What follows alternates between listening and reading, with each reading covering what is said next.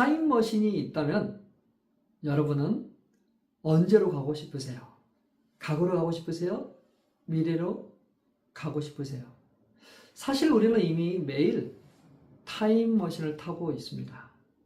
과거로 가서 타임머신을 타고 가서 후회합니다. 미련합니다. 아, 그때 그렇게 했어야 되는데, 그 사람 만났어야 되는데, 그 사람과 결혼했어야 되는데. 미래로 가는 타임머신을 염려입니다. 아직 일어나지도 않는 실패, 아픔, 손해를 미리 보며 가슴을 졸입니다.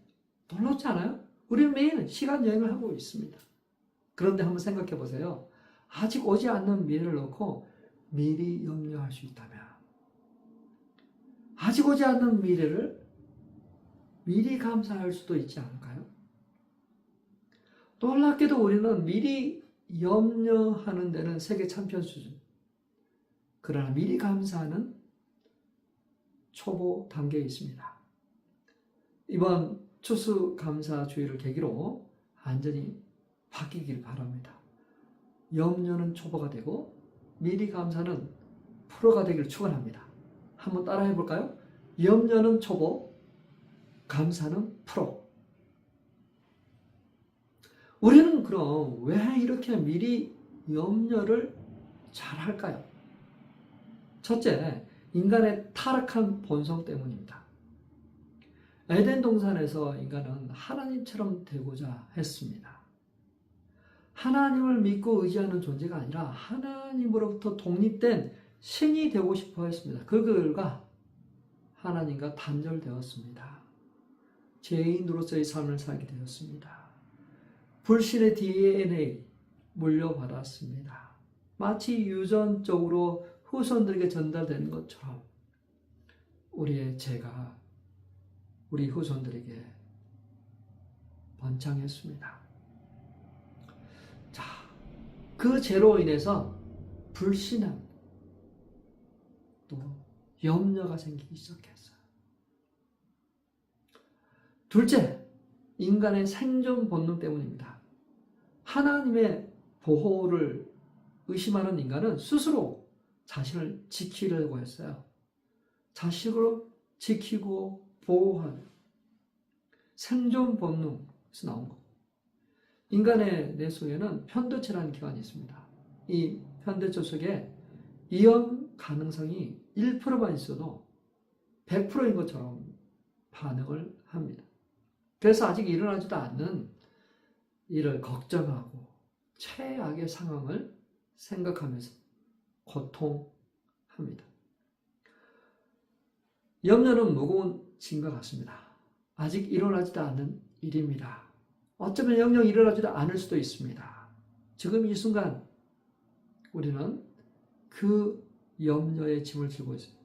마치 아이들이 무거운 백팩을 들고 학교 가듯이 우리의 하루의 삶을 무거운 염려 가방을 들고 시작합니다. 무서운 병이 들리지 않을까? 우리 아이들에게 무슨 일이 생기면 사고가 나면 어떻게 되나? 혼자서 끙끙댑니다. 두려워합니다. 가슴 아파합니다. 주님은 우리에게 말씀하죠. 우리에게 그런 삶을 살려고 말씀하지 않으세요.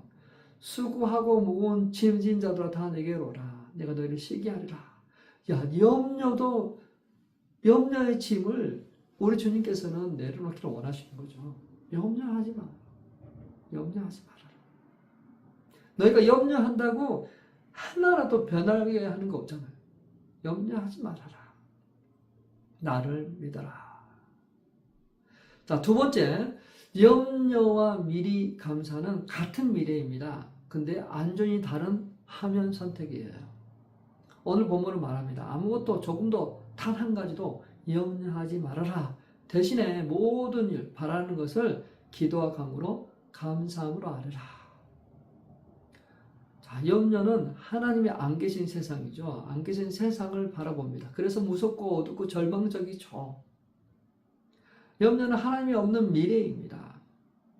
그러나 미리 감사는 어떨까요? 하나님이 계신 것이에요. 하나님이 역사하신 것입니다. 그래서 밝고 따뜻하고 소망이 있습니다. 자, 어떤 삶을 살아가고 있습니까? 둘 다 아직 일어나지 않는 미래인데 결국 한 사람은 천국을 경험하고 한 사람은 지옥의 삶을 경험하고 있습니다. 사랑하는 성도 여러분, 아무것도 염려하지 말고 기도와 간구로 너희 구할 것을 하나님께 아뢰라. 자, 근데 여기서 이 부분까지는 기복신앙을 가진 사람도 다 따라합니다. 예수님을 모르는 사람도 합니다. 왜? 복을 받기 위해서요. 주님, 사업 번창하게 해주세요. 우리 아이 좋은 대학 보내게 해주세요. 건강 주세요. 성공하게 해주세요. 누구나 할 수 있는 기도예요. 근데 사도 바울이 덧붙인 이 한마디가 우리를 완전히 다른 차원으로 끌어올리고 있죠. 너희 구할 것을 감사함으로 아뢰라. 자, 여기서부터 믿음의 영역입니다. 순종의 영역입니다. 아직 복이 안 났어요. 응답되지 않았어요. 상황 바뀌지 않았어요. 똑같은 상황입니다. 그런데 여기서 염려하지 말고 감사함으로 아뢰라. 감사함으로 아뢰라. 자, 여기서 이제 우리가 도전되고 여기서 우리가 믿음으로 순종해야 됩니다. 온갖 좋은 것들을 내려주시는 하나님 아버지, 우리가 하나님의 종이 아니라 하나님의 자녀, 하나님은 우리 아버지십니다. 자, 그분을 믿고 의지하고 신뢰할 때 염려하는 것보다 감사하는 것이 더 낫지 않을까요? 우리 주님은 뭘 원하시겠어요? 염려하지 마라. 너 아버지가 누구니? 하늘과 땅의 모든 권세를 다스리신 하나님 아버지 아니시냐? 그러니까 염려하지 마. 염려 않기를 바랍니다. 감사하길 바랍니다. 예수님이 나사로를 살릴 때 어떻게 했습니까? 나사로가 살아 나왔을 때 감사했나요? 아니죠. 살아 나오기 전에 감사했습니다. 바울과 실라가 거기에 갇혔습니다. 나와서 감사했나요? 아니죠. 오늘 추수감사주일입니다. 우리가 받은 복으로 감사합니다. 얻은 추수 열매로 감사합니다. 근데 진짜로 드려야 할 감사는 뭐죠? 앞으로 주실, 미리 감사죠. 역사하실 것을 감사함으로 받는 거죠. 이게 진짜 감사입니다. 미리 감사, 사전 감사. 그것이 하나님 아버지가 기뻐하시는 감사, 그리고 진짜 믿음의 사람이 할 수 있는 것이 바로 감사함으로 기도하는 것입니다. 자, 코르텐붐 여사 아시죠? 나치 수용소에서 여동생과 같이 갇혀 있었습니다. 여동생이 막 컴플레인 합니다. 여기 이 방은 너무 벼룩이 많아서 너무 힘들어 죽겠어요. 그때 코르텐붐이 말해요. 주님은 범사에 감사하라고 하셨잖아. 벼룩에도 감사하자. 나중에 알게 되었습니다. 그 벼룩 때문에 독일 병사들이 그 방에 들어오지 않았어요. 그 덕에 그들이 안전했고 또 성경 공부와 예배를 할 수 있었던 거죠. 감사는 불신의 반대편에 있는 긍정적인 믿음입니다. 염려는 사단이 주는 것이라면 감사는 성령이 주시는 거예요. 둘 다 아직 일어나지 않은 것입니다. 이루어지지 않았지만 한 사람은 염려를 하고 한 사람은 감사를 하고 있어요. 나는 어떤 선택을 하고 있습니까? 빌립보서 4장 6절 말씀을 같이 있습니다. 아무것도 염려하지 말고 다만 모든 일에 기도와 간구로 너희 구할 것을 감사함으로 하나님께 아뢰라. 사랑하는 성도 여러분, 이제부터 우리는 염려하는 사람이라 아니라 미리 감사하는 사람 되시길 바랍니다. 축복합니다. 세 번째, 감사함으로 기도할 때 열리는 놀라운 열매는 평강입니다. 감사하면 왜 평강이 올까요? 평강은 내가 만든 것이 아닙니다. 감사할 때 오는 것입니다. 하나님이 주시는 선물입니다. 그러나 세상이 주는 것도 있겠습니다. 근데 세상이 주는 평안은 어떨 때가 오냐? 문제가 없을 때, 돈이 많아지면, 상황이 좋아지면 그때 평화가 있습니다. 근데 그 평화는 오래가지 못해요. 근데 우리 주님이 주신 평화는 뭐죠? 문제가 있어도 평화를 누릴 수 있어요. 상황에 변화가 없어도, 병이 있어도, 고난을 당해도 그때도 평화를 누릴 수 있습니다. 그래서 이 평화는 오래 갑니다. 그래서 이 평화는 세상이 주는 평화와 다릅니다. 예수님께서도 말씀하셨거든요. 십자가 지기 전날 밤에 가장 힘든 시간이잖아요. 근데 제자들이 말씀하셨어요. 요한복음 14장 27절입니다. 같이 읽어볼까요? 내 평안을 너희에게 주더라. 내가 너희에게 주는 것은 세상이 주는 것 같지 아니하니라. 너희는 마음에 근심하지도 말고 두려워하지도 말아라. 내 평안을 너희에게 주노라. 너희가 평안하냐? 내가 너희에게 평안을 주노라. 이 평안 받기를 바랍니다. 그래서 염려 없기를 바랍니다. 빌립보서 4장 7절입니다. 그리하면 사람의 헤아림을 뛰어넘는 하나님의 평화가 여러분의 마음과 생각을 그리스도 예수 안에서 지켜줄 것이다. 계획 성경은 모든 지각이 뛰어난 하나님의 평강이라고 하고 있습니다.